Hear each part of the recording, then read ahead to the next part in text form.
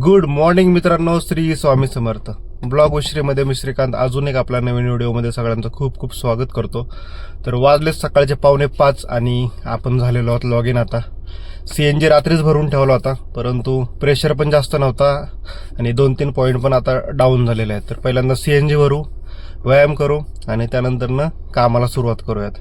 तर आज आपल्याला वेट करायची गरज नाही आहे, कारण आज कमीत कमी 3 ते 4 महिन्यानंतर मला जी रिझर्वेशन बुकिंग आलेली आहे आणि ती पण एकदम थोडी आउटसाईडवरून आहे, पण तरी पण मी ॲक्सेप्ट केली. कारण ॲक्सेप्ट केला तरच पुढं उबर काहीतरी करतं. आणि आज आपण या व्हिडिओमध्ये बोलणार आहोत ते फक्त रिझर्वेशन आणि नवीन ड्रायव्हर ज्यावेळेस या बिझनेसमध्ये येतात त्यावेळेस त्यांना प्रॉब्लेम काय येऊ शकतात आणि कुणी आलं पाहिजे या बिझनेसमध्ये, तर याबद्दल सगळे आपण माहिती घेणार आहोत. तर आज आपल्याला बुकिंग आहे ती 9:30 वाजता तळेगाव दाभाडे ते खारवेस्टला ड्रॉप आहे त्याचा आपल्याला. आणि तोपर्यंत म्हटलं मग आपण लोकलमध्ये काम करूयात, लोकलमध्ये बघू किती होत आहेत आणि त्यानंतर पुढची जर्नी कंटिन्यू बघत राहा. तर मित्रांनो, वाजलेत आत्ता 7 आणि आत्ता आपला ड्रॉप झालेला आहे पुणे एअरपोर्टवरती. सकाळी 5 वाजता स्टार्ट केलं होतं, व्यायाम वगैरे केला आणि मी एअरपोर्टच्या ट्रिपची वाट बघत बसलो होतो. 5 ते 6 1 तास गेला, पण एअरपोर्टची काही ट्रिप पडली नाही. ज्या काही ट्रिप पडत होत्या सगळ्या त्या रेल्वे स्टेशनच्या होत्या. रेल्वे स्टेशनला मी कधी पिकअप पण करत नाही, कधी ड्रॉप पण करत नाही, त्याच्यामुळे त्या काही ट्रिप्स मी घेतल्याच नाहीत. आणि नंतर मग एक प्रीमियरची एक लोकल बुकिंग पडली, एक 4-5 किलोमीटरची. ऑडी शोरूम पाशी बानेरच्या ड्रॉप होता तो, पाशांमधून पिकअप तो केला. आणि त्यानंतर थोड्या वेळ बसलो की एक प्रीमियरची आपल्याला एक्सक्लुझिव्ह ट्रिप आली पुणे एअरपोर्टची, डायरेक्ट 520 रुपयांनी. तर 20 किलोमीटरचे आपल्याला 520 रुपये भेटले आता. आणि एअरपोर्टला जस्ट ड्रॉप केला. पहिली एक ट्रिप आपल्याला गोसिडांमध्ये नायगावची आली, पण मला विरुद्ध दिशेला जायचं नव्हतं, कारण आपला पिकअप 9:30 वाजता जो आहे तो तळेगावमधून आहे आणि त्याच्यामुळं मी आपले PCMC किंवा या बाजूची बुकिंग बघत होतो.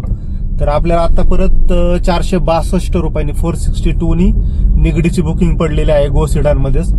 तर चला जाऊयात, कस्टमरला पिकअप करू आणि तिकडे ड्रॉप करूयात. एक 40 मिनिट दाखवते ड्रॉप करण्यासाठी. ते एक बरं झालं, कारण त्या साईडची ट्रिप पडली.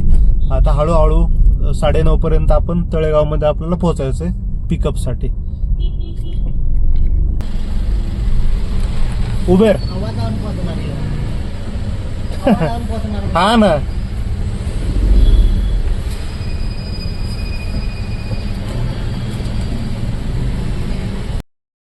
तर वाजलेत आता सकाळचे 8 आणि मी एअरपोर्ट मधून पिकअप केला होता तो निगडी, म्हणजे चिंचवड जवळच होता ड्रॉप. चिंचवड गावाजवळ तिथं ड्रॉप केला आणि 8 वाजले. तर म्हटलं आता चला लोकेशनला, कारण 9:30 वाजता आपलं पिकअप आहे. उबर देत होतं ट्रिप्स, पण इकडच्या तिकडच्या देत होतं, पण लोकेशनच्या विरुद्ध दिशेने जर गेलं तर लोकेशनकडे जाताना खूपच प्रॉब्लेम येतो. त्याच्यामुळे मी आता किवळे चौकात चाललोय.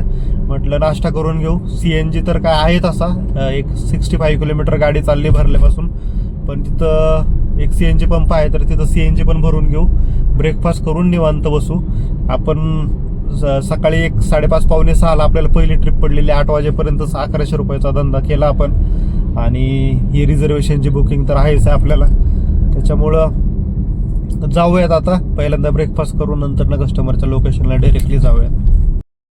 गेलो आहे पिकअप लोकेशनला तळेगावमध्ये. तळेगाव म्हणजे आंबेजी जी MIDC आहे तिथे आपला पिकअप होता. तर रिझर्वेशन आज आपल्याला आली, ती मला महिने सुद्धा आठवत नाहीत की मला लास्टची रिझर्वेशन बुकिंग इंटरसिटीची कधी आली होती आणि आत्ता कधी आली. म्हणजे भरपूर दिवस झाले. मी भरपूर प्रयत्न केले, कस्टमर केअरशी बोललो उबरच्या, त्याच्यानंतर ऑफिसमध्ये जाऊन बोललो.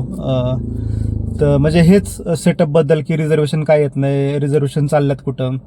तर उबरच्या ऑफिसमधल्यांचं सुद्धा म्हणणं आहे की हे जाळं एवढं पसरलेलं आहे म्हटलं आता, तर हे कंट्रोल करणं पण आम्हाला आता अशक्य झाले. म्हणजे ह्यांच्या हातात तर काहीच नाही, हे काही कंट्रोल करू शकत नाही.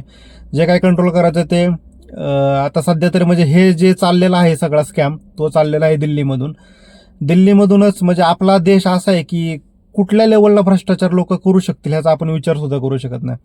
मला सुद्धा कधी वाटलं नव्हतं किंवा माझ्यासारखे बरेचसे ड्रायव्हर आहेत त्यांना असं वाटलं नव्हतं की उबर ही इंटरनॅशनल कंपनी आहे आणि त्याच्यामध्ये सुद्धा असा भोंगळ कारभार चालत असेल म्हणून. आणि कारण सगळेच जण पैसे कमवायला आलेत पैसे कमवायचे तर कुठल्या ना कुठल्या मार्ग त्यांना शोधून काढावा लागतोय. तर त्यांनी हा मार्ग शोधून काढला. जसं की पाठीमागचे तुम्ही व्हिडिओ माझे बघत असाल तर म्हणजे डेलीच्या रिझर्वेशनच्या बुकिंग अशा मला कमीत कमी रोज 5 ते 6 मी त्याच्यातनं चूज करून एक बुकिंग घ्यायचो डेलीची आदल्या दिवशीच. आणि त्याच्यामुळे माझं काय व्हायचं की माझा टाइम वेस्ट जात नव्हता. जसं आत्ता माझा एवढा ते 2-3 महिने टाइम वेस्ट चाललाय की काय सांगू. जसं की समजा आपल्याला 5 वाजताचा पिकअप रिझर्वेशनची बुकिंग पडलेली आहे, तर आपण बरोबर 3:30-4ला उठून आवरून वगैरे करून कस्टमरच्या पिकअप लोकेशनला जाण्याचा प्रयत्न करतो. परंतु आता असं होतंय, माझं काय नाही, मी लोकलला पण काम करू शकतो, इंटरसिटीला पण करू शकतो, परंतु मला इंटरसिटी जास्त बेटर वाटतं म्हणून मी इंटरसिटीसाठी एवढा धडपडतो. तर आता काय होतंय की सकाळचा तर मी डेलीच्या त्याच टायमाला उठतोय, परंतु वाट बघत बसावी लागते ट्रिपची. कधी कधी पडते, वीकली 4 दिवस तर पडते मला, 1-2 दिवस थोडासा प्रॉब्लेम येतो. तर मला म्हणायचं हेच की हे सगळं स्कॅम थांबू शकतो, परंतु आपले ड्रायव्हर भाऊ अजिबात म्हणजे त्यांच्याकडे पेशन्स नाहीत किंवा एकी नाहीत. त्याच्यामुळं हे सगळे हे जाळं पसरलेले आहेत, कधीच बंद होऊ शकत नाही. आता पुण्यामध्ये जवळजवळ 3 ते 4 डॅशबोर्ड चालतात, म्हणजे 3 ते 4 सेटअप करणारी लोक आहेत. सेटअप म्हणजे काय, वेंडरच्या अंडर आपल्या गाड्या जॉईन करायच्या, त्यांना आपण जो काय बिझनेस करू त्यातले 7% त्यांना द्यावे लागतात आपल्याला. म्हणजे तुम्ही 4,000चा धंदा केला दिवसभरात उबरमध्ये, तर 270 रुपये कमीत कमी त्यांना तुम्हाला द्यावे लागतात. प्लस त्यांचा जो आपल्याला ड्रायव्हर पास कसा 170 रुपयाचा आहे, तर त्यांना जो ड्रायव्हर पास आहे तो जवळजवळ त्यांचा स्लॅब ठरवून दिलेला आहे. 1,000 धंदा केला तर एवढा, 3,000 केला तर तेवढा, 5,000च्या पुढे केला तर तेवढा. यांना कमीत कमी 400 म्हणजे 300 ते 350 400च्या दरम्यान यांना ड्रायव्हर पास द्यावा लागतो. म्हणजे तुम्ही विचार करा, ह्यांनी जर 4,000चा बिझनेस केला तर ह्यांना पैसे किती द्यावे लागतात, हे 400 आणि ते 200 300, म्हणजे जवळजवळ 650 ते 700 रुपये हे त्या 4,000च्या बिझनेससाठी त्यांचा ते कमिशन देत आहेत. तर तुम्ही विचार करा, 4,000च्या धंद्याला 750 रुपयाचं कमिशन देतात, कमिशन देत आहेत हे लोक, तर ह्यांना परवडतंय काय? आणि हा स्कॅम काय छोटा नाही. तुम्ही विचार करा, जर 600 जरी गाड्या ह्यांच्या म्हणजे ह्या वेंडरच्या अंडर लागलेल्या असतील, आणि लागलेल्या आहेतच, आणि 3,000 ते 5,000 रुपये पर पर्सन हे जॉईनिंगसाठी घेतात, तर हे जवळजवळ 18 ते 20 लाख रुपयाचा इथंच त्यांचा हा एवढं कलेक्शन झालेलं आहे. प्लस त्यांचं कमिशन चाललेलं आहे. पण आपल्या ड्रायव्हर भावांना हे समजत नाही. आणि एवढं चाललेलं आहे, परंतु त्या ठिकाणी त्यांना डेलीच्या पण बुकिंग मिळत नाहीत. आता असं झालंय की त्यांनी एवढ्या गाड्या भरून घेतल्या, त्यांचं फक्त एकच टार्गेट आहे की गाड्या जॉईनिंग करून घ्या, तिकडे ट्रिप उचलू करू नाही करू आपल्याला काही फरक पडत नाही, जॉईनिंग करा. आज 5 जण जर बाहेर निघाले त्या ग्रुपमधून, तर 10 जण लाईनमध्ये थांबलेले असतात. तुम्ही सांगा तर कसं बंद पडणार आहे? तर विचार करण्याची गोष्ट आहे. जे कोणी विचार करत असेल की नाही मला आता हेच करायचं तेच करायचं डेलीचं, तिथं भावांना कन्फर्मेशन काहीच नाही. तुम्हाला डेलीचं अर्निंग होईलच किंवा काय. बरं, अर्निंग जरी झालं तरी पण तुम्हाला कमिशन द्यावंच लागते. बरं, कमिशन पण दिलं आणि एखाद्या दिवशी जर तुम्हाला ट्रिपच नाही मिळाली, तर तुम्ही जर लोकलमध्ये काम केलं तर त्या दिवसाचं सुद्धा कमिशन त्यांना द्यावं लागते 7%. तर तुम्ही विचार करा. आणि जे कोणी विचार करत असेल की लय भारी रोज मुंबईची ट्रिप आहे, काही भारी नाही, रोज कमिशन चालले, काही एक परवडत नाही ते. तर अशा पद्धतीने हे सगळं स्कॅम चालू आहे. आणि म्हणजे आमच्यासारख्या माझ्यासारख्या अजून भरपूर चांगले ड्रायव्हर आहेत, चांगल्या प्रोफाईलचे ड्रायव्हर आहेत, तर त्यांना खूपच प्रॉब्लेम आता फेस करावा लागतोय, कुठं बोलता येत नाही. तर मला पण आज जर कधी म्हणजे भरपूर दिवस बोलावं वाटत होतं, पण म्हटलं जाऊ दे, आज बोलूनच दाखवू. कारण आपला देश असा आहे की भ्रष्टाचार जो मुळापासून म्हणजे छोट्या छोट्या लेवलला कोणी कुठून भ्रष्टाचार करेल हे सांगू शकत नाही. आणि बघू आता हे ह्यांचं जसं की पर्सेंटेज खालपासून वरपर्यंत दिल्लीपर्यंत पर्सेंटेज चालू आहेत, त्याच्यामुळं अवघड आहे बंद होणं. हे सगळं आपल्या ड्रायव्हर भावांनी जर तिथं गाड्या जॉईनिंग नाही केल्या तर हे सगळं थांबू शकतं. परंतु सगळ्यांना पैसेच पाहिजेत. आणि ह्या ज्या ट्रिप आपल्या हक्काच्या होत्या त्याच आपल्या हक्काच्या ट्रिप आता आपल्याला पैसे देऊन घ्यावं लागतात. म्हणजे किती घाण गोष्ट आहे तुम्ही बघू शकता. बरं ठीक आहे, चला आता 10 मिनिटं बाकी आहेत, जातो कस्टमरच्या लोकेशनला. मी एक अर्धा किलोमीटर अलीकडेच थांबून व्हिडिओ बनवावा म्हटलं. तर भेटूयात खार वेस्टमध्ये. करत असताना म्हणजे मी एअरपोर्टला चाललेलो त्यावेळेस मला ही गाडी दिसली, तुम्ही बघताय मर्सिडीज आहे, येलो नंबर प्लेटमध्ये आहे. मर्सिडीज आहे त्याचं काय नाही, परंतु माझ्या गाडीचा नंबर आणि त्या गाडीचा नंबर सेमच आहे, म्हणून म्हटलं व्हिडिओ घ्यावा एक.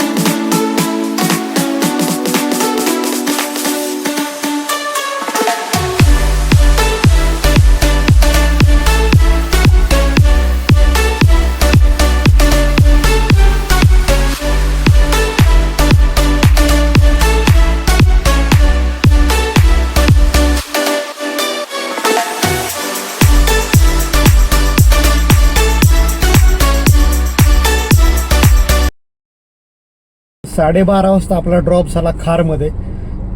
ड्रॉप झाल्या झाल्या लगेच एक्सिडंट इंटरसिटी बाणेरची ट्रिप आली, परंतु 2 वेळा आली. तीच बुकिंग फेक बुकिंग होती. आपले ड्रायव्हर भाऊ सोमवार आज, त्याच्यामुळं आज काय कामधाम नसतं, फेक बुकिंग टाकण्याचा प्रयत्न चालूच असतो. तर मग मी शेवटी ते खारमध्ये रोडची कामं पण भरपूर चाललेत म्हणून मी खारमधून बाहेर आलो आणि आता इकडे BKC जवळ येऊन थांबलोय. तर बघू कधीपर्यंत आपल्याला रिटर्नची ट्रिप भेटते. तर मित्रांनो, आज तुम्हाला बोललो तुम्ही व्हिडिओमध्ये आपल्याला काय बोलायचं. तर जे नवीन कोणी या बिझनेसमध्ये येऊ पाहता आहेत, म्हणजे तुम्ही जर एक 8-10 हजाराची नोकरी करत असाल कुठे किंवा काहीच काम करत नाही आणि तुम्हाला गाडी घ्यायची आहे, परंतु मार्गदर्शन ॲक्च्युली घ्या अगोदर, त्याच्यानंतरनं हे डिसिजन घ्या की मी गाडी घेतो म्हणून. गाडी घेणं खूप सोपं आहे, गाड्यांच्या किमती पण खूप कमी झालेल्या आहेत, परंतु पहिला बिझनेस होता तसाच बिझनेस आत्ता म्हणजे काम मिळवण्यासाठी आपल्याला दुसऱ्यांना पैसे द्यावं लागतात आणि जी आपली प्रोफाईल असती त्याच्यामध्ये पण कस्टमरसोबत एकदम व्यवस्थित बिहेवियर करावं लागतं. कंप्लेंट कस्टमरनी टाकल्या तर आपले ID ब्लॉक होते. ID ब्लॉक झाल्यानंतरनं ते निघणं खूप मुश्किल होतं. तर अशा पद्धतीने हे सगळं आहे. तुम्ही इन्व्हेस्टमेंट तर कराल, गाडी घ्यायला काय आपल्याला 1-1.5-2 लाख रुपये तुम्ही डाऊन पेमेंट भरलं तर EMI वरती गाडी घेऊ शकता, परंतु म्हणजे हीच आपली एक 8 ते 9 लाखाची इन्व्हेस्टमेंट असती आणि त्याच्यामध्ये जवळजवळ ते आपल्याला 8-9 लाख फेडण्यासाठी 4 ते 5 वर्ष द्यावे लागतात.